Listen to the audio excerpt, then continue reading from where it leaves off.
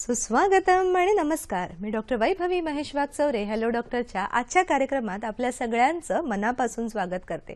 प्रेक्षकांनो, आला आहे नवीन आठवड्याचा नवीन शुक्रवार आणि घेऊन आलो आहोत हॅलो डॉक्टरचा एक विशेष प्रोग्राम आपल्या सगळ्यांसाठी. प्रेक्षकांनो, काही विशेष 4 ओळी आपल्या सगळ्यांसाठी. लक्षात घ्या, सगळ्यात सुंदर हे जीवन आहे. या सुंदर जीवनाचा आस्वाद घेण्यासाठी आरोग्य हवं. आरोग्यासाठी आरोग्याची त्रिसूत्री हवी, आहार, विहार आणि विश्रांतीची. हे लक्षात ठेवलं तर सगळं आपलंच आहे आणि विसरून गेलात तर हे सगळं स्वप्नच आहे. याच सुंदर शुभेच्छांसह आज अक्षय तृतीयेच्या कधीही न संपणाऱ्या अशा आरोग्यदायी शुभेच्छा खास आपल्या सगळ्यांसाठी. प्रेक्षकांनो, वैद्यकीय शास्त्रामध्ये मनुष्य शरीराचा उगम आणि त्याचा लय या दोनही गोष्टी सायंटिफिक दृष्ट्या सिद्ध झालेल्या आहेत. आपल्या शरीरामध्ये जेव्हा कुठलाही अवयव व्याधीग्रस्त होतो तेव्हा त्या अवयवामध्ये पुनरुत्पादन करण्यासाठी आणि पुनर्प्रक्रिया क्रियान्वित करण्यासाठी काही मूळ पेशी कार्यरत असतात. अशाच एका वेगळ्या विषयावरती आपण आज चर्चा करणार आहोत की बोन मॅरो आणि मूळ पेशी यांचं ट्रान्सप्लांट. खरोखरच विषय वेगळा आहे. तर या मूळ पेशी कुठून येतात, स्टेम सेल्स ज्यांना आपण म्हणतो, आणि तसंच बोन मॅरो म्हणजे काय, अशा वेगवेगळ्या विषयांवरती आपण चर्चा करणार आहोत. म्हणूनच आपला आजचा विषय आहे बोन मॅरो आणि स्टेम सेल ट्रान्सप्लांट. आणि याचं मार्गदर्शन करण्यासाठी आपल्याकडे आहेत प्रख्यात डॉक्टर शशिकांत आपटे सर. नमस्कार सर. हॅलो डॉक्टरच्या परिवारामध्ये आपलं मनापासून स्वागत करते. सरांची ओळख आपण थोडक्यात पाहूया. सरांचं MBBS आणि MD हे शिक्षण मुंबईमधल्या KEM हॉस्पिटलमधून झालेलं आहे आणि त्यानंतर जवळजवळ 4 वर्ष ख्रिस्टियन मेडिकल कॉलेज वेल्लोर इथे सरांनी याचं विशेष शिक्षण घेतलेलं आहे. तसेच 4 वर्ष ऑस्ट्रेलियामध्ये सुद्धा हेमॅटोलॉजी आणि बोन मॅरो ट्रान्सप्लांट या विषयाचं विशेष शिक्षण सरांनी घेतलेलं आहे. 2002 सालापासून पुणे येथील सह्याद्री हॉस्पिटल इथे हेमॅटोलॉजी डिपार्टमेंटचे सर हेड आहेत. तसेच तेव्हापासून आतापर्यंत जवळजवळ 562 यशस्वी बोन मॅरो आणि स्टेम सेलचे ट्रान्सप्लांट सरांनी केलेले आहेत. तसंच विशेष म्हणजे 2002 सालापासून किंवा गेल्या 6 वर्षांपासून विशेषतः सह्याद्री हॉस्पिटलमध्ये DNB हेमॅटोलॉजी हा प्रोग्राम सुरू करण्यात आला आहे आणि या प्रोग्रामचं सर्व कार्य हे सरांच्या मार्गदर्शनाखाली चालतं. विशेषतः हा जो सध्याचा विषय आहे बोन मॅरो आणि स्टेम सेल ट्रान्सप्लांट, या विषयाबद्दलची काही विशेष तथ्य आपण सरांकडनं जाणून घेणार आहोत. तर त्यासाठी तुम्हाला लागणार आहेत आमचे फोन नंबर. तर पाहूयात आपल्या प्रश्नांसाठी आमचे फोन नंबर. 022 हा कोड नंबर आहे आणि फोन नंबर 24908050, तसंच 249880 आणि 50. प्रेक्षक हो, आपला प्रश्न विचारताना तो विषयाला अनुसरून आणि स्पष्ट असावा, जेणेकरून तो थेट आमच्या सोबत येईल. तसंच आपल्या टीव्ही संचाचा आवाज मात्र बंद ठेवा.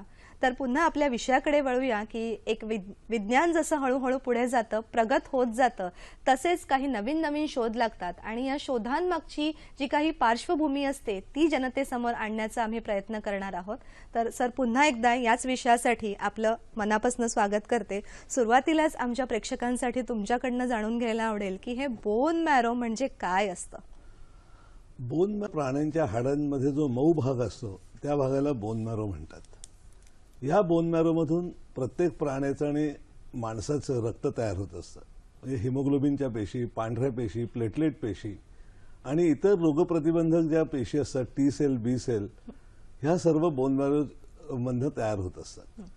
या बोन मॅरोतल्या सेल्सना स्टेम सेल असं म्हटलं जातं. पहिल्यांदा जेव्हा बोन मॅरो ट्रान्सप्लांट झाला, आज ऍक्च्युअली 60 वर्ष झाली पहिलं बोन मॅरो ट्रान्सप्लांट झालेला. पहिलं बोन मॅरो ट्रान्सप्लांट जेव्हा झालं तेव्हा बोन मॅरो हा सोर्स म्हणून वापरला गेला होता. कालांतराने लक्षात आलं की आपल्या रक्तामध्ये सुद्धा ह्या स्टेम सेल असतात. त्या 80च्या दशकामध्ये आणि 90च्या सुरुवातीच्या दशकामध्ये स्टेम सेल रक्तामधनं बाहेर काढायला सुरुवात करून त्या वापरून स्टेम सेल ट्रान्सप्लांट सुरू झालं. आणि त्याच दशकामध्ये ज्या आपल्या अंबिलिकल कॉर्ड किंवा नाभीतल्या नाळेतल्या ज्या पेशी असतात त्यापासून सुद्धा स्टेम सेल मिळू शकतात. बरं. बोन मॅरोचं सगळ्यात महत्त्वाचं काम हे रक्त पुरवठा करणं, रक्त तयार करणं. काही काही आजार जन्मताचे असतात की जन्मताच बोन मॅरोमध्ये प्रॉब्लेम किंवा काही विधी किंवा काही विकार होऊ शकतात. फॅन्कोनीज ॲनिमिया किंवा डिस्केरेटोसिस कंजेनेटा हे जन्मताचे बोन मॅरो फेल्युअर सिंड्रोम्स आहेत. लहान वयातच मुलांचं रक्त तयार व्हायचं थांबतं. 2-3 वर्षाची मुलं असतात तेव्हापासून त्यांना बाहेरनं रक्त द्यायला लागतं. तसंच थॅलेसेमिया मेजर हा आपल्या देशातला एक महत्त्वाचा आजार आहे. थॅलेसेमिया मेजरमध्ये आई वडील दोघं कॅरियर असतात आणि जेव्हा मुलाला थॅलेसेमिया मेजर आजार तयार होतो त्याचं हिमोग्लोबिन तयार होत नाही, रक्त तयार होत नाही आणि हे आजारही बोन मॅरो ट्रान्सप्लांटनी किंवा स्टेम सेल ट्रान्सप्लांटनी बरे होऊ शकतात. हे असं बोन मॅरोचं मूळ काम आहे. सर, हे जे मोठ्या मोठ्या आजारांची आपण नावं सांगितली त्यांच्याबद्दल आणि त्या चिकित्सेबद्दल आपण पुढे पाहणार आहोत, पण सुरुवातीलाच अगदी बेसिक की हे बोन मॅरो ट्रान्सप्लांट जे आपण म्हणतो ते आमच्या प्रेक्षकांना मार्गदर्शन कराल का, की कसं असतं आणि काय असतं एक्झॅक्टली? बोन मॅरो ट्रान्सप्लांटमध्ये सगळ्यात पहिल्यांदा आपल्याला लक्षात घ्यायला लागतं की ब्लड ग्रुप सेम असण्याची गरज नसते. जेव्हा आपण रक्तदान करतो तर ए पॉझिटिव्ह रक्त ए पॉझिटिव्ह पेशंटलाच दिलं जातं. तसं बोन मॅरो ट्रान्सप्लांटमध्ये आपला एक आणखीन एक गट असतो, त्याला HLA गट म्हणतो आणि हा HLA गट हा स्टेम सेल WBCवरनं आपल्या शरीरात येत असतो. जर HLA गट मॅच झाला किंवा आता गेले एक 8-10 वर्ष HLA गट मॅच नसताना सुद्धा बोन मॅरो ट्रान्सप्लांट करणे शक्य आहे. बोन मॅरो ट्रान्सप्लांटमध्ये कुठलंही ऑपरेशन नसतं. ह्या ज्या स्टेम सेल असतात त्या बोन मॅरोतनं किंवा रक्तामधनं काढून घेतल्या जातात आणि पेशंटला आपण जसं रक्त चढवतो किंवा सलाईन चढवतो तसं व्हेनमधनं दिल्या जातात. पेशंटवरती कुठल्याही प्रकारचं ऑपरेशन नसतं. म्हणजे हे एक प्रकारचं असं ट्रान्सप्लांटेशन आहे की जिथे सर्जनचा रोल किंवा सर्जिकल रोल शून्य असतो. देताना सोपं वाटतं की आपण फक्त स्टेम सेल देतोय, पण ह्या स्टेम सेल्स ज्या काही पद्धतीचं इम्युन इरेग्युलेशन किंवा रेग्युलेशन करतात त्यांनी भरपूर कॉम्प्लिकेशन होऊ शकतात. सर, आणखीन स्टेम सेल बद्दल माहिती घेणार आहोत. तत्पूर्वी एक फोन आहे आपल्याला, अजय यांचा, लातूर येथून. नमस्कार अजयजी, प्रश्न विचारा. माझा मुलगा सेरेब्रल पाल्सीने आजारी आहे. त्याला बोन मॅरो काढून स्टेम डोस दिलेले आहेत. बरं. परंतु अद्यापही त्याला उठता बसता चालता येत नाही. यावर आणखी काय उपचार आहेत का सर? सेरेब्रल पॉल्सीसाठी जे स्टेम सेल आहे ते अतिशय प्रायोगिक अवस्थेत आहे. हे जे स्टेम सेल थेरपी जी सेरेब्रल पॉल्सी किंवा कॉर्ड कॉम्प्रेशन किंवा स्ट्रोक ह्याच्यामध्ये जी वापरली जाते ती अजून प्रचलित उपचार पद्धती नाही. ही स्टँडर्ड ऑफ केअर उपचार पद्धती नाही. जेव्हा स्टेम सेल अशा दिल्या जातात त्या प्रायोगिक अवस्थेत आहेत, त्या प्रयोग म्हणून दिल्या पाहिजेत. जेव्हा एखाद्या व्यक्तीला मुलाला सेरेब्रल पॉल्सीसारखा आजार असतो तर ते आईवडील जीवाचा आटापिटा करतात की आपला मुलगा पूर्णपणे बरा होईल. आज नाही पण अजून एक 20 वर्षांनी 25 वर्षांनी स्टेम सेल थेरपीनी एखाद वेळेस सेरेब्रल पॉल्सीसारखा आजार बरा होऊ शकेल. पण आजच्या घटकेला स्टेम सेल थेरपी ही सेरेब्रल पॉल्सीसाठीची योग्य उपचार पद्धती नाही. बरोबर. म्हणजे जसं विज्ञान पुढे जाईल, जसं सर मार्गदर्शन करत आहेत की अजून 20 वर्षानंतर जेव्हा ऍक्च्युअली याच्या क्लिनिकल ट्रायल्स होतील आणि हे सिद्ध होईल का ही चिकित्सा आहे, तेव्हा कदाचित आपण याचा सक्सेसफुली लाभ घेऊ शकतो. सर, यातच दुसरा प्रश्न दडलेला आहे की स्टेम सेल्स आपण जे म्हणत आहोत तर प्रेक्षकांसाठी साध्या भाषेमध्ये सांगू शकाल का की स्टेम सेल्स काय असतात? स्टेम सेल ही रक्ताची मूळ पेशी असते. ती जी पेशी असते ती सतत तयार होत असते शरीरामध्ये आणि आपलं सतत रक्त तयार होत असतं, आपल्या WBCs तयार होत असतात, प्लेटलेट पेशी तयार होत असतात. कधी कधी काही ह्याच्यामध्ये ह्या स्टेम सेल नीट काम करत नाहीत. उदाहरणार्थ जर एखाद्या रक्ताचा ल्युकेमिया झाला, अॅक्यूट मायलॉइड ल्युकेमिया सारखा आजार झाला तर स्टेम सेलमध्ये काही चेंजेस घडून येतात, काही बदल येतात आणि ते स्टेम सेल्स नॉर्मल काम करायचं थांबतं. स्टेम सेल्सनी नॉर्मल काम करायचं थांबवलं की रक्त तयार होत नाही, हिमोग्लोबिन कमी होतं, WBC काउंट वाढू शकतात किंवा खूप कमी होऊ शकतात, प्लेटलेट काउंट कमी होतात. साधं उदाहरण द्यायचं झालं तर डेंग्यू सारखा आजार आता सगळ्यांना माहिती आहे. अनेक वेळा जेव्हा डेंग्यूचं इन्फेक्शन किंवा कुठलंही व्हायरल इन्फेक्शन होतं त्या तात्पुरतं स्टेम सेलचं काम बंद पडू शकतं, पण ते अनेक वेळा तात्पुरतं असतं आणि ते स्टेम सेल परत काम करायला सुरुवात झालं की पेशंट पूर्ण बरा होतं, पेशंटच्या प्लेटलेट वाढतात, पेशंटच्या पेशी नॉर्मल होतात आणि पेशंट स्टेबल होतो. पण कधी कधी काही काही आजारामध्ये काही औषधांमुळे किंवा काही रेडिएशन एक्सपोजरमुळे स्टेम सेल काम करायचं थांबतात किंवा ते स्टेम सेल विचित्र पद्धतीने काम करतात आणि त्यातनं ल्युकेमिया, कॅन्सर्स, लिम्फोमा सारखे आजार होऊ शकतात. बरोबर. पुढे जाऊन तर जाणून घ्यायला आवडेल की बोन मॅरो ट्रान्सप्लांट आणि स्टेम सेल ट्रान्सप्लांट या दोघांमध्ये मुळात फरक काय आहे? ह्याच्यात फरक असा बेसिकली शब्दांचा फरक आहे. जेव्हा 60 सालापूर्वी जेव्हा पहिलं ट्रान्सप्लांट झालं तेव्हा शास्त्राला माहिती होतं की स्टेम सेल्स या फक्त बोन मॅरोत असतात. ते 56-57 साली जेव्हा पहिलं बोन मॅरो ट्रान्सप्लांट करायचं झालं तेव्हा ते बोन मॅरो हा सोर्स म्हणून वापरला गेला. नंतर काही GCSF सारखी औषधं आली. GCSF न देता सुद्धा आत्ताच्या घटकेला प्रत्येक माणसाच्या रक्तामध्ये थोड्या स्टेम सेल्स असतात. त्या स्टेम सेल पुरेशा नसतात.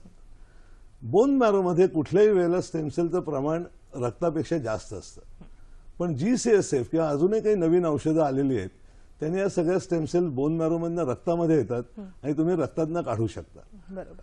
खरं मूळ term should be stem cell transplant. पण तुम्ही जे वापरता, बोन मॅरो वापरलं तर त्याला बोन मॅरो ट्रान्सप्लांट म्हटलं जातं, रक्तातनं वापरलं तर त्याला peripheral blood stem cell transplant म्हटलं जातं आणि जर नाळेतल्या पेशी वापरल्या त्याला umbilical cord stem cell transplant म्हटलं जातं. ह्याच्यामध्ये फक्त सोर्स बदलत असतो, स्टेम सेल तशीच राहत असते. बरोबर. म्हणजे जिथून आपण स्टेम सेल घेत आहोत त्या सोर्सनुसार त्या थेरपीचं नाव दिलं जातं. सर आणखीन एक फोन आहे आपल्याला सुमन जाधव यांचा मुंबई इथून. नमस्कार सुमनजी. सुमन जाधव बोलते गिरगावात ना मॅम. माझा सरांना पहिला नमस्कार. सर मला प्रॉब्लेम असं झालाय की मी आता 66 वर्ष वय आहे माझं आणि मला 1.5 वर्षाचे असताना पोलिओ झालेला. 1.5 वर्षापर्यंत 66 पर्यंत मी पुष्कळ वर्क केलं त्या पोलिओने. पण आताच्या परिस्थितीत काय झालं, मला कॉपरेशन नाही. म्हणजे दादा भाऊ गेल्यामुळे मी अक्षरशः एकदम फेल्युअर झाले आणि कोणाचं मला कॉपरेशन नाही मिळालंय आणि त्यामुळे इन्सिक्युरिटी प्रत्येक वेळेला वाटते आणि पोलिओचा बेंड होतो आणि बाहेरच पडून देत नाही आणि घाबरल्यासारखं होतं. जरा कोणी मला म्हटलं की बाहेर पड, नाही मी नाही येणार. मला ब्लड प्रेशर होतं, ब्लड प्रेशर आहे आता आणि अशा कंडिशन मध्ये आता मी होमिओपॅथिक पण केलं सगळं काय. गेले 5-6 वर्ष मी घरातून बाहेर पडू शकत नाही साहेब. आणि दुसरा असं की तो नी वर प्रेशर येतं, रस्ता दिसला, दादर दिसला की मी एकदमच बेंड होऊन जाते आणि कम्प्लिटली. मला सर असं तुमच्याकडून एक म्हणजे माहिती म्हणजे मला थोडंसं कोऑपरेट कराल आणि ह्या बाबतीत जरा मला जरा गाईडलाईन द्याल आणि मी याच्यातनं बाहेर पडेल. आणि कधी कधी असं होतं सुसायडल करावं इतकी मी परिस्थितीत अगदी हे झालेली आहे. कारण कोणाचा रिलॅक्स राहा, आम्ही तुमच्या प्रश्नाचं उत्तर देतो. सर काय मार्गदर्शन करूयात? ह्या आजारासाठी स्टेम सेलचा काहीही उपयोग होणार नाही. तुम्हाला औषधाची, काउन्सिलिंगची आणि सायकोलॉजिकल सपोर्टची जास्त गरज आहे. स्टेम सेलचा ह्या याच्यामध्ये तुमच्या पोलिओमध्ये 0 उपयोग आहे. तुमचं आता वय 66 वर्ष आहे, तुम्हाला मदतीची जास्त गरज आहे. प्रेक्षक हो लक्षात घ्या, कुठलाही आजार जेव्हा शारीरिक असतो तोपर्यंत तो आपण मॅनेज करू शकतो, पण जेव्हा तो आजार मानसिक रूपांतर धारण करतो तेव्हा जसं डॉक्टर स्पष्ट शब्दामध्ये आपल्याला म्हटले की कुठेतरी मेडिकल शास्त्राचे लिमिटेशन्स येतात, तेव्हा आपण आपल्या स्वतःला सांभाळून, आपल्या कुटुंबाने स्वतःला सांभाळूनच ती चिकित्सा यशस्वी होऊ शकते. स्टेम सेल्स आणि बोन मॅरो ट्रान्सप्लांट बद्दल विशेष माहिती घेणारच आहोत, तसेच काही विशेष टिप आमच्याकडनं सुद्धा. परंतु आता वेळ झालेली आहे एका ब्रेकची. लगेचच भेटूया हॅलो डॉक्टर मध्ये.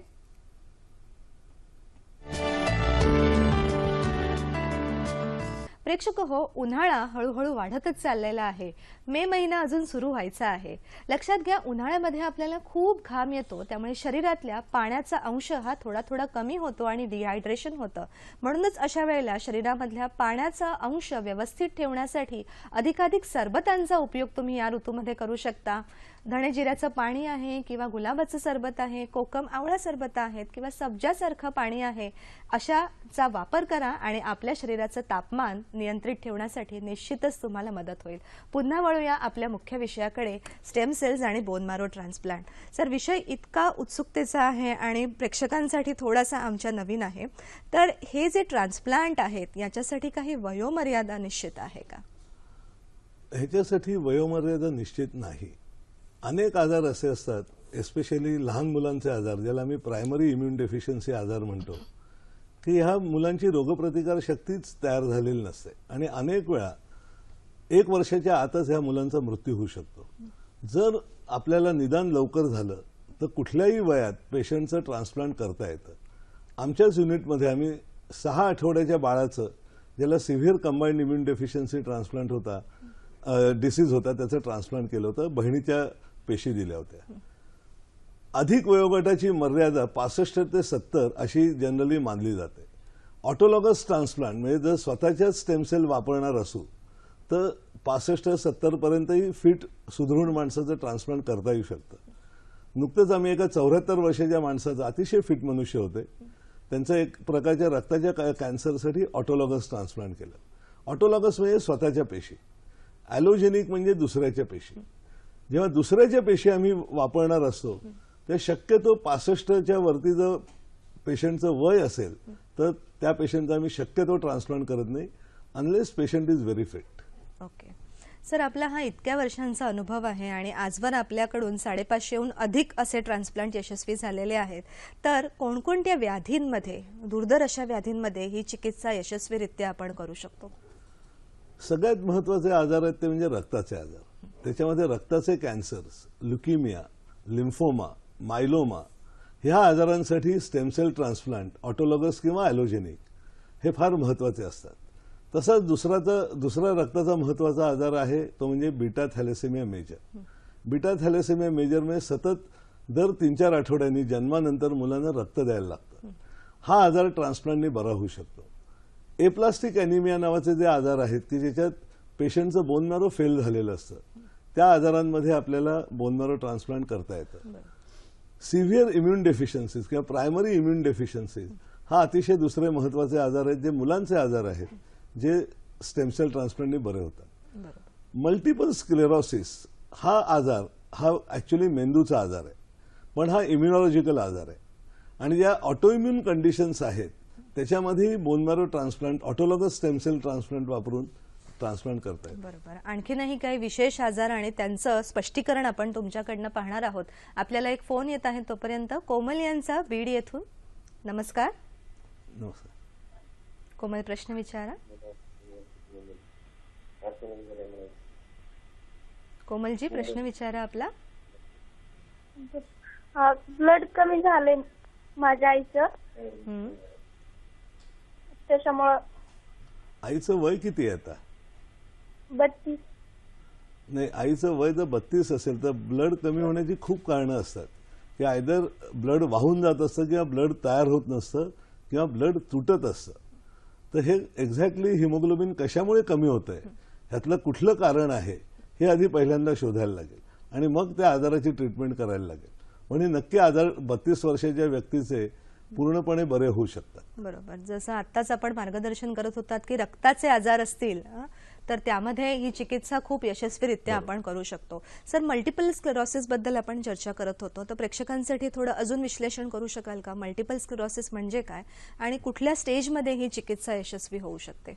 मल्टिपल स्क्लेरोसिस हा एक प्रकारचा न्यूरल सिस्टीमचा आजार आहे, ज्याच्यामध्ये ऑटोइम्युन प्रोसेसमुळे म्हणजे आपल्या रक्तातल्या ज्या टी सेल्स असतात त्या मेंदूशी रिॲक्ट होतात आणि मेंदूचं काम वेगवेगळ्या पद्धतीने डिस्फंक्शनल होऊ शकतं.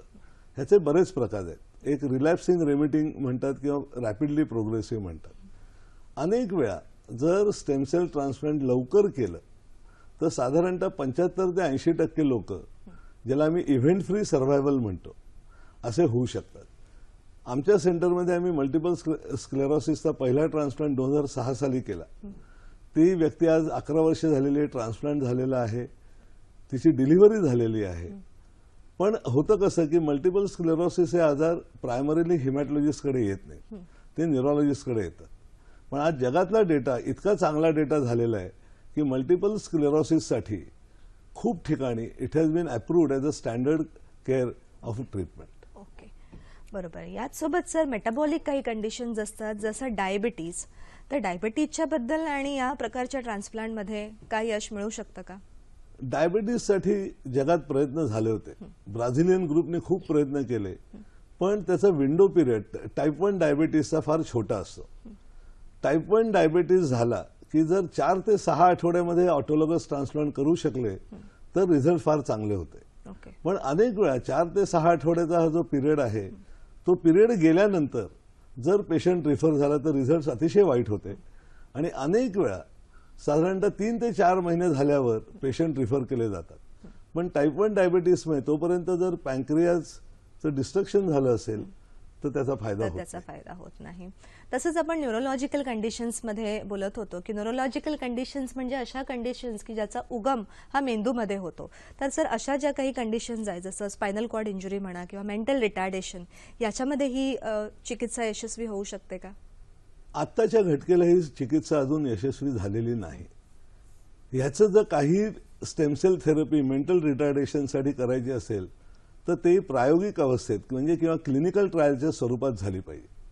अनेक वेळा लोकांना सांगितलं जातं की ही स्टँडर्ड केअर ऑफ थेरपी आहे. ते माझ्या मते अतिशय चुकीचं विधान आहे. आज अनेक ठिकाणी लोकांनी दाखवलेलं आहे की आम्ही स्पायनल कॉर्ड इंजुरी झाली, स्टेमसेल दिल्या आणि पेशंट बरा झाला. पण त्याचं क्लिनिकल असेसमेंट कसं झालं होतं, त्याची ऑब्जेक्टिव्हिटी काय होती, त्याची सब्जेक्टिव्हिटी काय होती, हे खूप प्रश्न अनुत्तरित आहेत. दुसरं की ह्याचे लॉंग टर्म साईड इफेक्ट्स काय आहेत त्याची आज कल्पना नाही. एखाद्या व्यक्तीला तुम्ही जर ह्या स्टेमसेल दिल्यात मेंदूमध्ये आणि त्याचं 10 वर्षांनी काय होणार आहे, 12 वर्षांनी काय होणार आहे हे माहिती नाही. मगाशी जसं आपल्याला प्रश्न एकाने विचारला की सेरेब्रल पाल्सीसाठी स्टेमसेल थेरपी दिली आहे पण बाळामध्ये काहीच फरक पडलेला नाही. त्यामुळे अनेक वेळा पेशंटच्या आणि नातेवाईकांच्या भावनाशी खेळ केला जाऊ नये असं माझं प्रामाणिक मत आहे. निश्चितच. प्रेक्षक हो, सुरुवातीलाच आम्ही सांगितलं होतं की या विषयाबद्दलचं तथ्य, मेडिकल सत्य आम्ही तुमच्या समोर आणणार आहोत आणि सर त्याप्रमाणे उत्तमोत्तम मार्गदर्शन आपल्याला करत आहेत. आणखी पुढे वळण्यापूर्वी आपल्याला एक फोन आहे बुलढाणा इथून.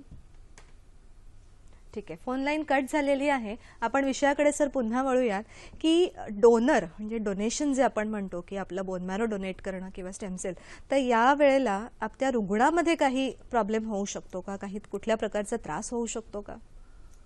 बोन मॅरो ट्रान्सप्लांट किंवा स्टेमसेल ट्रान्सप्लांट जेव्हा आम्ही करायचं ठरवतो तेव्हा रुग्णाला किमोथेरपी किंवा रेडिओथेरपी दिली जाते.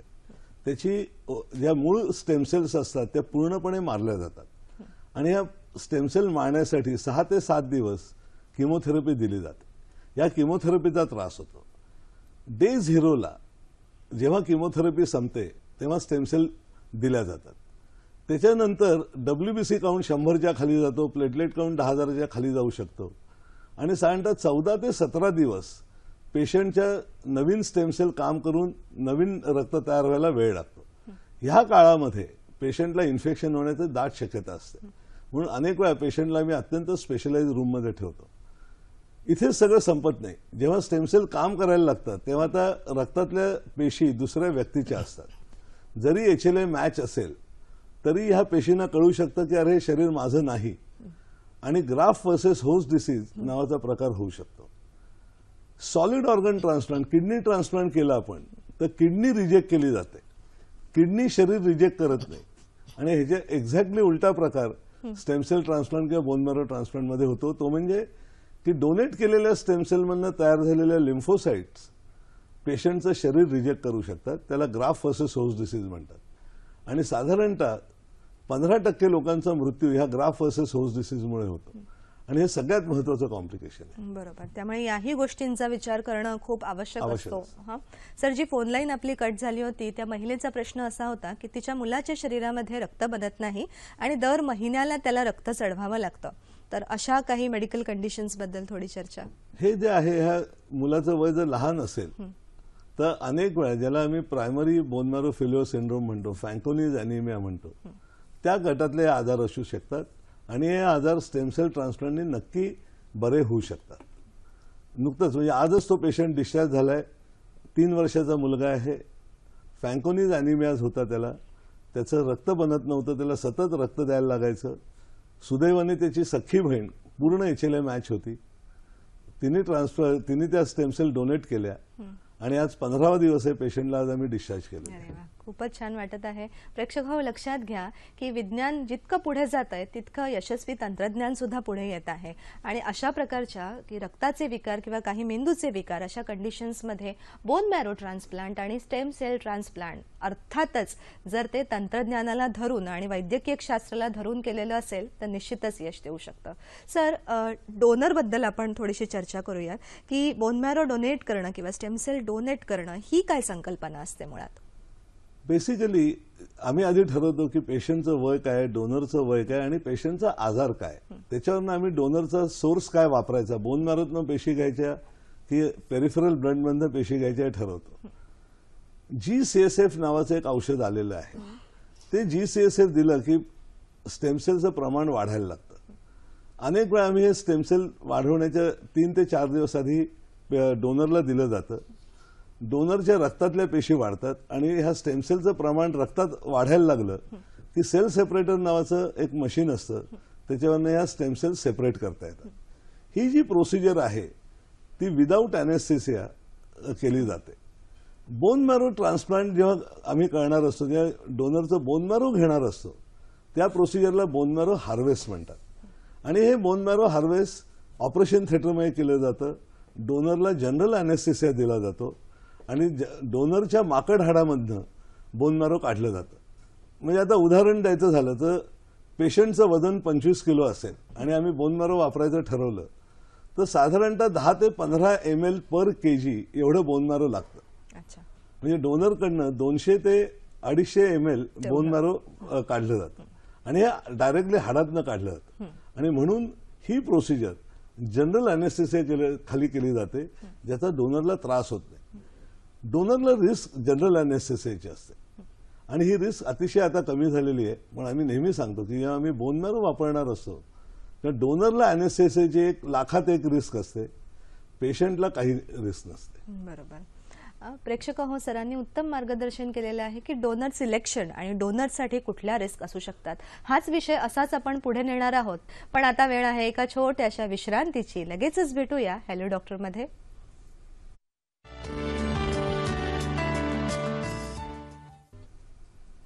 सर, आता विषय थोडासा पुढे नेऊयात की रक्तगट म्हणजे रुग्णाचा रक्तगट आणि डोनरचा रक्तगट यांचा काही विशेष संबंध असतो का? डोनरचा आणि रुग्णाचा रक्तगट एक असायलाच पाहिजे अशी गरज नसते. पण जर रक्तगट मेजर मिसमॅच असेल, म्हणजे जर पेशंट ए ग्रुपचा असेल आणि डोनर बी ग्रुपचा असेल तर आपण जनरली हे रक्त एकमेकाला देणार नाही. पण समजा ए ग्रुपच्या माणसाला ल्युकेमिया झालेला आहे, त्याचा भाऊ बी ग्रुपचा आहे, तो HLA पूर्णपणे मॅच आहे, तर नक्की बोन मॅरो ट्रान्सप्लांट करता येतं. काही लोकांचं जेव्हा बोन मॅरो ट्रान्सप्लांट असं अक्रॉस द ग्रुप किंवा मेजर मिसमॅच असतो, त्या ट्रान्सप्लांट झाल्यानंतर हिमोग्लोबिन वाढायला थोडा वेळ लागू शकतो. पण जनरली इतर काही मेजर प्रॉब्लेम्स होत नाही. मेजर ब्लड ग्रुप मिसमॅच हा प्रतिबंधात्मक किंवा न करण्यासारखा प्रकार अजिबात नाहीये. Across the group bone marrow transplant नक्की करता येतं. बोन मॅरो ट्रान्सप्लांट किंवा स्टेम सेल ट्रान्सप्लांट करताना आणखीन काही विशेष काळजी आपल्याला घ्यावी लागते का? बोन मॅरो ट्रान्सप्लांट आणि स्टेम सेल ट्रान्सप्लांट ह्या रुटीन केसेसमध्ये झालं की रोगप्रतिकार शक्ती पूर्ण तयार व्हायला साधारणतः 6 ते 12 महिने लागतात. जर ऑटोलॉगस ट्रान्सप्लांट केलेलं असेल तर साधारणतः 6 महिन्यात स्टेम सेल इम्युन सिस्टीम तयार होते आणि पेशंट कामाला बॅक टू सोसायटी जाऊ शकतो. जेव्हा ॲलोजेनिक किंवा दुसऱ्या कोणाच्या पेशी वापरलेल्या असतात, बहीण भाऊ, काही औषधं त्यांना काही महिने द्यायला लागतात, ज्याला आम्ही इम्युनोसप्रेसंट्स म्हणतो. कारण मगाशी मी म्हटल्याप्रमाणे ग्राफ व्हर्सेस होस्ट डिसीज होऊ नये म्हणून ही औषधं काही महिने द्यायला लागतात. ह्या काळामध्ये पेशंटना इन्फेक्शन होण्याची शक्यता फार हाय असते. त्यामुळे त्यांना स्वच्छ अन्न देणं, नीट पाणी देणं, त्यांना इन्फेक्शन होऊ न देणं ह्या फार महत्वाच्या बाबी ठरतात. बरोबर. म्हणजे अशा काही छोट्या छोट्या गोष्टी आहेत की ज्या ट्रान्सप्लांटच्या पूर्वी सुद्धा काही मार्गदर्शन आणि ट्रान्सप्लांटच्या पश्चात सुद्धा काही विशेष काळजी घेणं खूपच आवश्यक आहे. साधं सांगायचं तर साधारणतः 1 वर्ष झालं की जरी 40 वर्षाच्या माणसाचं आम्ही ट्रान्सप्लांट केलेलं असेल तरी त्याला सर्व लशी अगदी पोलिओ सकट परत द्यायला लागतात. अच्छा. कारण हे बोन मॅरो ट्रान्सप्लांट करताना त्या लसींचा इफेक्ट गेलेला असतो. त्या बोन मॅरो ट्रान्सप्लांट करून ल्युकेमिया बरा झाला आणि त्या पेशंटला मेनिंजायटिस किंवा हिपॅटायटिस झाला किंवा पोलिओ झाला तर तुम्ही काहीच अचीव्ह केलेलं नाही. त्यामुळे 1 वर्षानंतर ह्या सर्व पेशंटना सर्व लशी ज्या आपण लहान नवीन अर्भकाला देतो त्या सर्व लशी ह्या पेशंटना द्यायला लागतात. अच्छा. म्हणजे अर्थातच शरीर पहिल्यापासून सुरुवात करतं या नवीन दिलेल्या ट्रान्सप्लांटेड सेल्समधून आणि म्हणूनच तुम्ही म्हणत आहात की या लसीकरण पुन्हा लहान अर्भकासारखं आपल्याला करावं लागतं. सर, हा विशेष मुद्दा तुम्ही हायलाईट केलात त्यासाठी खूप आभार. बोन मॅरो डोनर रजिस्ट्री ही संकल्पना आमच्या ऐकण्यात आली होती, तर ती रजिस्ट्री म्हणजे काय असतं आणि तिचं कार्य कसं चालतं त्याबद्दल थोडं मार्गदर्शन. जेव्हा एखाद्या पेशंटला स्टेमसेल किंवा बोन मॅरो ट्रान्सप्लांट लागणार आहे तेव्हा सगळ्यात हायएस्ट चान्स असतो HLA मॅचिंगचा त्याच्या सख्या बहीण भावांबरोबर. सख्खे बहीण भाऊ मॅच नाही झाले तर आई वडील मॅच होण्याची शक्यता नंतर येते आणि आई वडीलही मॅच नाही झाले तर मग बाहेरच्या समाजात मॅच निघू शकतो. आता कसं झालेलं आहे की अनेक कुटुंबांमध्ये सिंगल चाइल्ड एकच मूल असतं. अनेक कुटुंब आता नात्यात लग्न होत नाहीत. त्यामुळे जर एकच पेशंटला जर बहीणभाऊ नसेल आणि आई वडील मॅच झाले नाहीत तर मग त्या पेशंटनी काय करायचं. म्हणून 80च्या दशकात परदेशात आणि गेल्या 10-12 वर्षापासून भारतामध्ये बोन मॅरो डोनर रजिस्ट्री सुरू झाल्या. ह्या व्हॉलंटरी रजिस्ट्रीज असतात. ह्याच्यामध्ये कोणीही 18 ते 50 वर्षापर्यंतचा मनुष्य आपलं नाव नोंदवू शकतो. त्याचा रक्तगट चेक केला जातो, त्याचं HLA टायपिंग करून तो डेटा कम्प्युटरवर अवेलेबल असतो. समजा एखादा माझ्याकडे पेशंट आला की ज्याला बोन मॅरो ट्रान्सप्लांटची गरज आहे आणि त्यातलं घरातलं नात्यातलं कोणीही मॅच झालं नाही तर ज्याला मी प्रायमरी सर्च म्हणतो की मी प्रायमरी सर्च त्या रजिस्ट्री बरोबर करून माहिती काढू शकतो की ह्या पेशंटसाठी जगात कुठे HLA मॅच डोनर अवेलेबल आहे की नाही. जगात खूप रजिस्ट्रीज आहेत, भारतामध्ये काही मेजर रजिस्ट्रीज आहेत आणि या रजिस्ट्रीजमुळे अनेक पेशंटना फायदा झालेला आहे. ही जशी रजिस्ट्री आहे तशीच अम्बिलिकल कॉर्ड रजिस्ट्री पण आहे आणि या अम्बिलिकल कॉर्ड रजिस्ट्रीचाही फायदा अनेक पेशंटना झालेला आहे. हे संपूर्ण डोनेशन व्हॉलंटरी असतं. पेशंटला डोनरला काहीही पैसे याचे मिळत नाही. दुर्दैवाने झालेलं काय की आपल्याकडे हेल्थ सिस्टीममध्ये सरकारी किंवा इन्शुरन्स कंपन्यांची मदत नाही. त्यामुळे आपल्याकडनं जर स्टेमसेल रजिस्ट्रीकडनं आल्या तर पेशंटना ते पैसे भरायला लागतात. म्हणजे उदाहरण द्यायचं झालं तर भारतातल्या रजिस्ट्रीनं जर पेशी आल्या तर तो पेशींचा खर्च साधारणतः 10 ते 12 लाख रुपये येतो. युरोपातनं पेशी आल्या तर साधारणतः 20 ते 25 लाख रुपये फक्त पेशींचा खर्च असतो आणि NMDP किंवा WDMDR मधनं अमेरिकेतनं पेशी आल्या त्या नुसता पेशींचा खर्च साधारणतः 40 ते 45 लाख रुपये येतो आणि ह्याच्या व्यतिरिक्त ट्रान्सप्लांटचा आणि त्याच्या कॉम्प्लिकेशनचा खर्च असतो. आणि म्हणूनच कदाचित या चिकित्सा एवढ्या एक्सपेन्सिव्ह आहेत. पण सर, काय वाटतं जसं काळ पुढे जाईल तसं यामध्ये आणखीन संशोधन होईल आणि खरंच रुग्णांसाठी ही चिकित्सा थोड्याशा कमी खर्चामध्ये पुढे होण्याचा काही चान्स आहे का? नक्की आहे. म्हणजे पूर्वी एक साधारणतः 10 वर्षापूर्वी जर कुटुंबामध्ये HLA मॅच डोनर नसेल, रजिस्ट्रीमध्ये डोनर मिळाला नाही तर या पेशंटचं ट्रान्सप्लांट होत नसेल. पण गेले काही वर्ष हॅप्लो ट्रान्सप्लांट म्हणजे हाफ मॅच ट्रान्सप्लांट आता करायला सुरुवात झालेली आहे. आमच्या सेंटरमध्ये सुद्धा आम्ही अगदी रेग्युलरली हाफ मॅच ट्रान्सप्लांट करतो. कारण होतं कसं की प्रत्येक व्यक्तीला आईवडील असतात आणि आईवडील नेहमी मुलांशी पेशंटशी हाफ मॅच असतातच. किंवा एखादी 40-45 वर्षाची व्यक्ती आणि तिला 10 वर्षाचं मूल आहे तर तो मुलगा किंवा मुलगी आईशी किंवा वडिलांशी हाफ मॅच नक्की असते आणि आता हाफ मॅच ट्रान्सप्लांटही करता येतं आणि अनेक वेळा हाफ मॅच ट्रान्सप्लांट खर्चाच्या दृष्टीने रजिस्ट्री ट्रान्सप्लांटपेक्षा नक्की स्वस्त पडतं. खूप छान मुद्दा सांगितला सर. हाफ मॅच ट्रान्सप्लांट की जिथे आपल्या आई वडिलांचे अर्धे सेल्स आपल्याबरोबर मॅच होतात आणि ते आपण चिकित्सेसाठी वापरू शकतो. आणखीन एक प्रश्न आहे सर, आपल्याला योगीराज बोलत आहेत आपल्याशी. नमस्कार. हॅलो, नमस्कार डॉक्टर आपटे. नमस्कार. माझा प्रश्न असा आहे डॉक्टर का माझा स्पायनल कॉर्ड 4 वर्षापूर्वी इंजर झालोय मी. तर 4 वर्षापासून आवाज नका वाढवू. तर त्याच्यामुळे मला ऐकू येतंय. बोला बोला. नाही इकडची आवाज वाढवतात टीव्हीचा. टीव्हीचा आवाज कमी ठेवा आणि आपला प्रश्न विचारा. तर त्याच्यामुळे म्हणलं काय माझा स्पायनल कॉर्ड इंजर आहे आणि माझी हाफ बॉडी इनसेन्शियर आहे. तर त्याकरता माझ्याकरता कुठली ट्रीटमेंट स्टेम सेल मध्ये आहे का? आताच्या घटकेला स्पायनल कॉर्ड इंजुरीसाठी स्टेम सेल थेरपी नाही. काही ज्या ट्रायल्स झालेल्या आहेत त्या ट्रायल स्वरूपातच आहेत आणि त्याच्यामध्ये सगळ्यात महत्वाचा डेटा असा आलेला आहे की स्पायनल कॉर्ड इंजुरी झाल्यापासून जितक्या लवकर स्टेम सेल करता येतील ते करणं. पण अजूनही मी मगाशीच म्हटलं तसं ही स्टँडर्ड ऑफ केअर थेरपी नाही. आणि आत्ताच्या घटकेला माझं स्वतःचं वैयक्तिक मत असं आहे की जर 4 वर्ष तुमच्या स्पायनल कॉर्डला इंजुरी झालेली असेल तर आत्ताच्या ज्या पद्धतीने स्टेम सेल ट्रान्सप्लांट केलं जातं त्याचा आपल्याला फार फायदा होईल असं मला वाटत नाही. जगात संशोधन खूप चालू आहे आणि होपफुली काही जर नवीन संशोधन झालं, ब्रेक थ्रू झाला तर याच्यात नक्की फरक पडू शकेल. निश्चितच. म्हणजे पुढच्या काही वर्षांनंतर या संशोधनानंतर जसं डॉक्टर मार्गदर्शन करत आहेत यशस्वी चिकित्सा कदाचित उगमाला येऊ शकते, पण सध्याच्या घडीला नाही. सर, डोनर बद्दल मला थोडंसं विचारायचं होतं की किती फ्रिक्वेंटली आपण बोन मॅरो डोनेट करू शकतो आणि त्या डोनरच्या शरीरावरती काही याचा परिणाम होतो का? एक साधं उदाहरण द्यायचं झालं तर आपण रक्त दर 3 ते 4 महिन्याला डोनेट करू शकतो. अच्छा. टेक्निकली तुम्ही बोन मॅरोही परत परत डोनेट करू शकता, पण जसं रक्तगट ए बी आपण करतो तसं HLA गट मॅच होऊन एखाद्या माणसाने एकापेक्षा जास्त व्यक्तींना बोन मॅरो देण्याची शक्यता फार कमी असते. पण टेक्निकली आपण बोन मॅरो परत परत डोनेट करू शकतो टेक्निकली, पण अनेक वेळा ते प्रॅक्टिकली पॉसिबल नसतं कारण तेवढं एखादी व्यक्ती मल्टिपल लोकांना HLA मॅच होत नाही. कधी कधी घरात असतं की 2 पेशंटना थॅलेसेमिया मेजर झालेलं असतं आणि एक बाळ नॉर्मल असतं आणि ते बाळ दोन्ही पेशंटशी मॅच होतं. तर एक डोनर वापरून 2 ट्रान्सप्लांट नक्की जगात झालेले आहेत.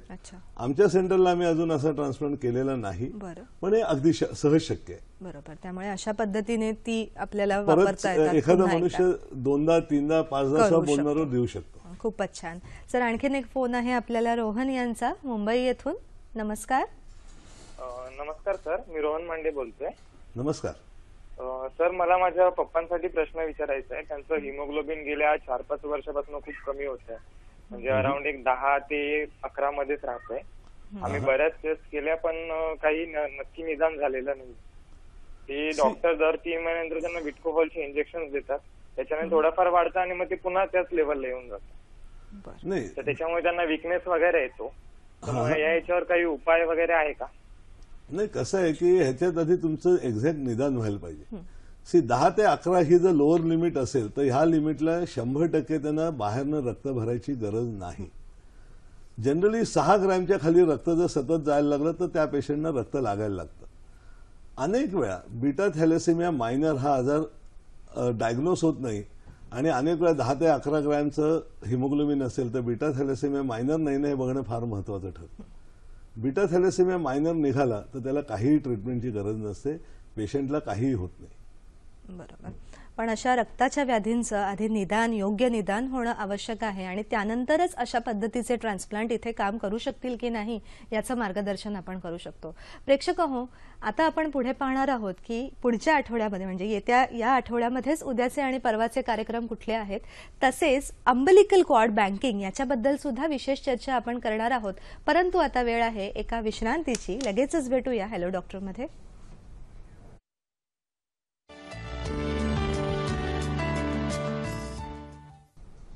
विश्रांतीनंतर हॅलो डॉक्टरमध्ये पुन्हा एकदा आपलं स्वागत. प्रेक्षक हो, आपल्या डॉक्टरांसारखेच इतरही डॉक्टरांना आपल्या कार्यक्रमामध्ये समावेश करण्याचा आपण प्रयत्न करतो. तर पाहूयात आपले उद्याचे आणि परवाचे विशेष कार्यक्रम कोणते आहेत ते. हॅलो डॉक्टर प्रायोजित कार्यक्रम शनिवार दिनांक 29 एप्रिल 2017 हा कार्यक्रम ध्वनिचित्रमुद्रित आहे. विषय आहे वंध्यत्व निवारणाच्या अत्याधुनिक उपचार पद्धती आणि सहभाग आहे डॉक्टर अमोल लुंकड यांचा. तसेच आपला रविवारचा कार्यक्रम अर्थातच 30 एप्रिल 2017 रात्री 8:30 वाजता विषय आहे लहान मुलांचे डोळ्यांचे विकार आणि आयुर्वेद आणि सहभाग आहे डॉक्टर आभासाहेब गडदे यांचा. प्रेक्षक हो, आजचा आपला विषय हा थोडासा आजच्या काळाशी सुद्धा निगडित आहे. Umbilical cord blood stem cell banking ही संकल्पना सध्या मार्केटमध्ये खूप जोरात पाहायला मिळते आणि गर्भारपणात डिलिव्हरीच्या वेळेला या स्टेम सेल्स बँक करून घ्या असं आपल्याला सातत्याने सांगितलं जातं. सर, डॉक्टर तुमच्याकडनं मार्गदर्शन घ्यायला आवडेल की हे खरंच कितपत फायद्याचं ठरू शकेल भविष्यामध्ये त्या अर्भकासाठी. अंबिलिकल कॉर्ड बँकिंग हे गेल्या 25-30 वर्षापासून परदेशात सुरू झालं आणि हे बरंचसं पब्लिक बँकिंग आहे. म्हणजे न्यूयॉर्क रेड क्रॉस ही जी संस्था आहे ती रेड क्रॉस संस्था आहे. ती अर्भकांच्या ज्या नाळीतल्या पेशी असतात त्या घेऊन स्टोअर करतं. डोनर सेलला त्याला काही पैसे पडत नाही. बेसिकली 2 प्रकारचं बँकिंग असतं, एक पब्लिक बँकिंग आणि एक प्रायव्हेट बँकिंग. पब्लिक बँकिंग ह्या पद्धतीने बँकिंग करावं असं माझं ठाम मत आहे. कारण जेव्हा ह्या नाळीच्या पेशी असतात त्या अनेक वेळा वाया जात असतात आणि आता शास्त्राला कळलेलं आहे की त्याच्यात भरपूर स्टेमसेल असतात. तर ह्या वाया जाऊ देण्यापेक्षा जर स्टोअर करून ठेवल्या तर एखाद्या गरजू पेशंटला त्याचा नक्की फायदा होऊ शकतो. पण आपल्या देशात जे आपण बघतोय सध्या की ज्या पद्धतीचं बँकिंग चालतं that is called as a private cord blood banking. म्हणजे काही पैसे चार्ज केले जातात, 10 वर्षानंतर चार्जेस संपतात. पण अनेक वेळा पेशंटला जर गरज लागणार नसेल तर अनेक वेळा ह्या पद्धतीचं कॉर्ड सेल बँकिंगला अर्थ नसतो. बरोबर. अनेक वेळा जे सांगितलं जातं की जर पुढे मोठे होऊन ह्या बाळाला डायबिटीज झाला, स्ट्रोक झाला, हार्ट अटॅक आला तर ह्या अंबिलिकल कॉर्ड सेल त्याच्या वापरता येतील. पण हे अत्यंत प्रायोगिक अवस्थेत आहे. ते अजून अगेन मगाशी म्हटलं तसं स्टँडर्ड ऑफ केअर थेरपी झालेलं नाही. त्या अनेकदा तुम्ही ऍड्स बघितल्यात तर do not deny gift to the child अशा प्रकारचं भावनिक आवाहन केलेलं असतं. ह्या गोष्टी खर्चिक असतात पण त्याचा क्वालिटी कंट्रोल काय आहे, त्याचं युसेज काय आहे, त्याचं स्टोरेज कसं आहे, ह्याच्यासाठी रेग्युलेशन्स काय आहेत हे सगळं बघूनच बँकिंग करणं फार आवश्यक आहे. आणि त्यामुळे जर कॉर्ड ब्लड बँक करायची असेल तर ती पब्लिक डोमेनमध्येच असली पाहिजे आणि पब्लिक मधलीच कॉर्ड ब्लड बँक असली पाहिजे असं माझं ठाम मत आहे. बरोबर. अर्थातच प्रलोभनांना बळी पडू नका आणि पब्लिक सेक्टरमध्ये अधिकाधिक असे कॉर्ड ब्लड डोनेट करा की जेणेकरून गरजू रुग्णांना कुठेतरी या वापरता येतील. आणखीन एक फोन आहे आपल्याला दत्तात्रय यांचा रत्नागिरी येथून. नमस्कार. हॅलो. हॅलो, मी रत्नागिरीवरून दत्तात्रय जासूद बोलतोय. बोला. हॅलो. प्रश्न विचारा आपला दत्तात्रयजी. हा, आमच्या मुलग्याला 3 वर्षाचा होता तेव्हापासून ब्लड देतोय महिन्याला 2 बॉटल. हॅलो. हॅलो, ऐकू येत आहे? बोला बोला, सलग विचारा. हा, त्याला आज 3 वर्षापासून ब्लड देतोय. हा, थॅलेसिमिया सांगितलंय. आता तो 17 वर्षाचा आहे. बरं. मग आता त्याचं 2 महिने ट्रान्सफर करता येईल? कसं असतं की 17व्या वर्षी ज्या बाळाला भरपूर रक्त मिळालेलं आहे असं जर आपण बोन मॅरो ट्रान्सप्लांट केलं आणि जरी घरातलं कोणी नातेवाईक मॅच असेल, HLA मॅच असेल तरी ह्या वयात सक्सेस रेट साधारणतः 40 ते 50% असतो. जितकं रक्त कमी मिळालेलं असतं थॅलेसेमिया मेजरच्या पेशंटना आणि तुम्ही ट्रान्सप्लांट करता तेव्हा सक्सेस रेट अतिशय चांगला असतो. म्हणजे आमचाच डेटा असा आहे की जर 2 वर्षाच्या आत आम्ही जेव्हा ट्रान्सप्लांट केलेले आहेत सक्सेस रेट जवळजवळ 95-97% घरात आहे. 2 ते 5 ह्या वयोगटात जेव्हा ट्रान्सप्लांट झालेले आहेत तेव्हा सक्सेस रेट 85 ते 95च्या गटात टक्क्यांमध्ये आहे. आणि 5 ते 10 वर्षात जेव्हा ट्रान्सप्लांट केले जातात तेव्हा सक्सेस रेट साधारणतः 65% खाली येतो.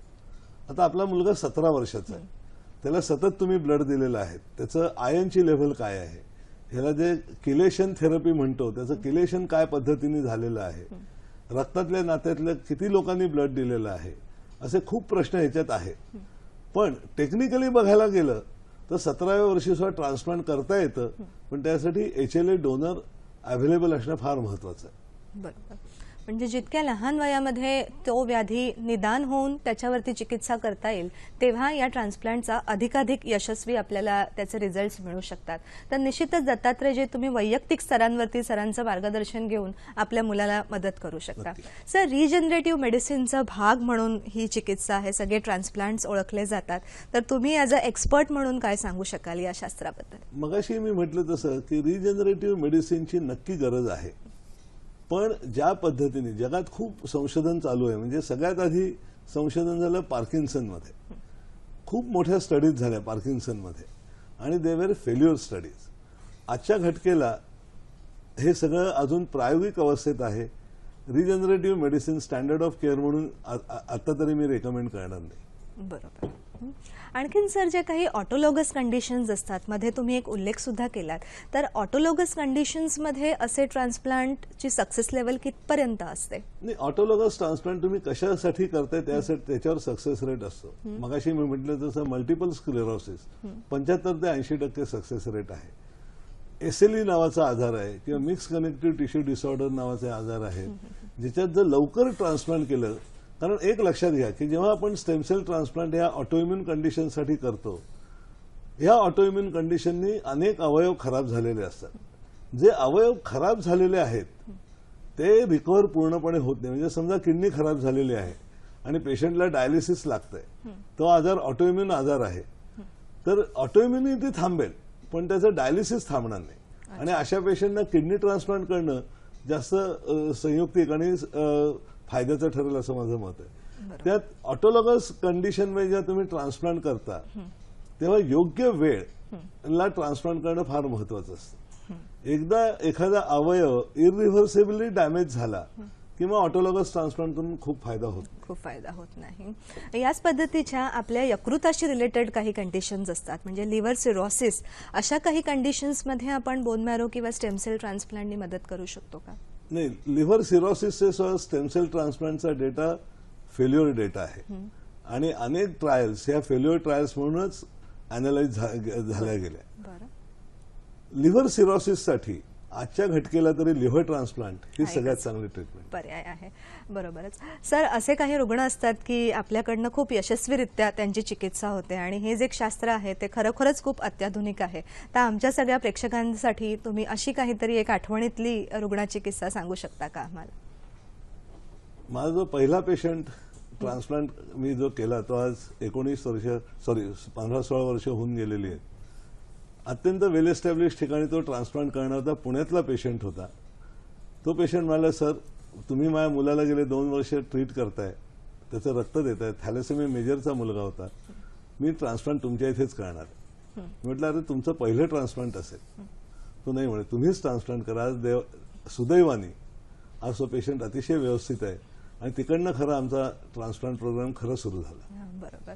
खूपच छान सर, एवढ्या वर्षांचा आपला अनुभव आहे आणि एवढ्या सक्सेसफुल केसेस आहेत, तरी सुद्धा एक रुग्ण म्हणून किंवा आमच्या प्रेक्षकांच्या वतीने थोडंसं मला विचारायला आवडेल की ट्रान्सप्लांट नंतर काही कॉम्प्लिकेशन्स होतात का?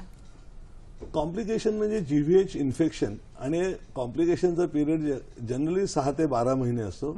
जनरली 12 महिन्यानंतर सगळे कॉम्प्लिकेशन सेटल होऊन जातात. ओके, ठीक आहे.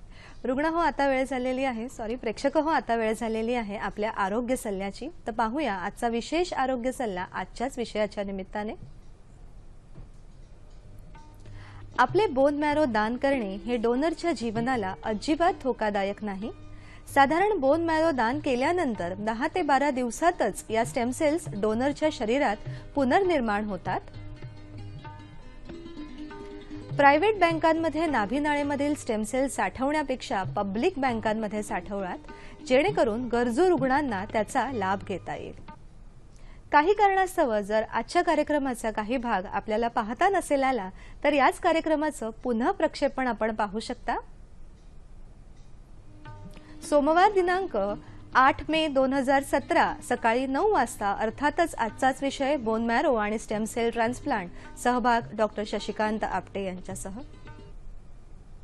प्रेक्षक हो, दरवेळेला नवीन नवीन डॉक्टरांना आमच्या कार्यक्रमात सहभागी करण्यासाठी तसंच आपल्या आजच्या कार्यक्रमाचा अभिप्राय आमच्यापर्यंत पोहोचावा ही आमची अपेक्षा आहे.